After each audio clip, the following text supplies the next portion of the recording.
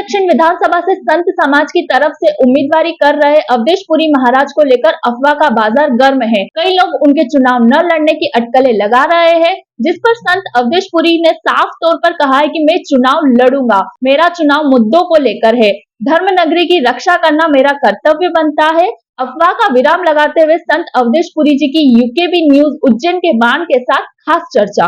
कोई भी व्यक्ति, हमारे उज्जैन के कोई भी भक्त अफवाहों के चक्कर में न पड़े। मेरी जो घोषणा है कि मैं 28 तारीख को नामांकन भरूंगा, वो छुट्टी के कारण नहीं भर पाया हूँ, वो 30 तारीख को भरा जाएगा। मुझे ऐसा क्या आ गया जो आपको चुनाव लड़ने के लिए आगे आना पड़ा? हाँ, ये बहुत बड़ा प्रश्न है। चुनाव लड़ने के लिए, और वो भी निर्दलीय चुनाव लड़ने के लिए, ये जो मुझे घोषणा करनी पड़ी है, इसके पीछे एक बहुत बड़ा रहस्य है। क्योंकि मैंने माननीय प्रधानमंत्री जी को, माननीय मोहन जी भागवत को पत्र लिखा था कि कम से कम जो पढ़े लिखे संत हैं, शिक्षित अनुभवी हैं, उनको आप राजनीति की मूल धारा से जोड़ें और धार्मिक क्षेत्रों से संतों को आप चुनाव में उतारें। मुनीनगर निवासी महिला वर्षा पिता भगवान सिंह के घर के सामने 25 अक्टूबर रात 10:30 बजे व्यासनगर निवासी शिखर पिता राजन सोलंकी शराब पी रहा था। शराब पीने और गाली गलौज से मना किया तो उसने वर्षा सहित उसके भाई मुकेश और माता कृष्णा के साथ जमकर मारपीट की।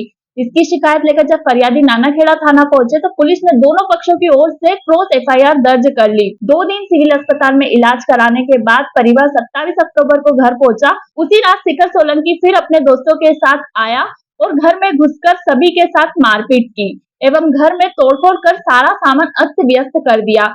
घबराए परिजनों ने शनिवार को पुलिस अधीक्षक कार्यालय पहुंचकर सुरक्षा की गुहार लगाई।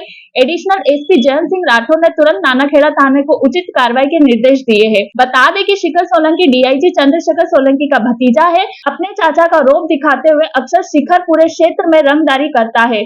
शिखर के पिता राजन सोलंकी पटवारी के पद पर पदस्थ है। मुनीनगर के निवासी हैं और हमारा सामने व्यासनगर की पट्टी में शिखर सोलंकी नाम का एक लड़का रहता है। हम उससे बहुत परेशान हैं क्योंकि वो आए दिन दारूबाजी करता है हमारे घर के सामने।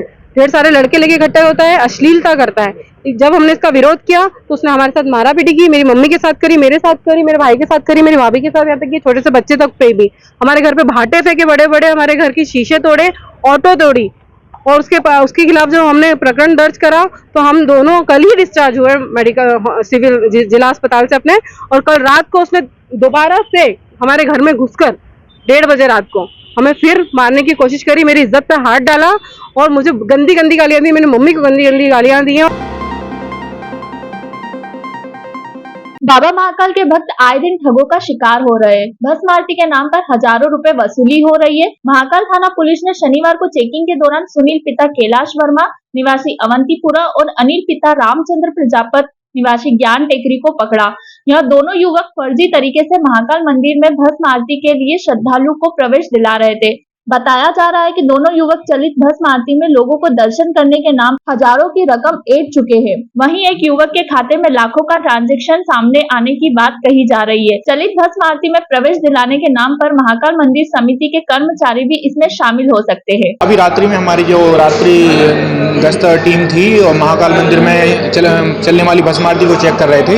उस दौरान 2 लड़के मिले, एक सुनील वर्मा और अनिल प्रजापत, जो कुछ लोगों को बिना टिकट के ही लाइन में एंट्री करवा रहे थे। तो इस बात को संज्ञान में लेते हुए उनको थाने पर लगाया गया है। उनको पूछताछ की जा रही है और उनके संबंध में महाकाल मंदिर प्रशासन समिति को भी सूचित किया गया है। उनके द्वारा भी जो भी एप्लीकेशन भेजा गया है उसके आधार पर संबंधित पर कार्रवाई की गई है।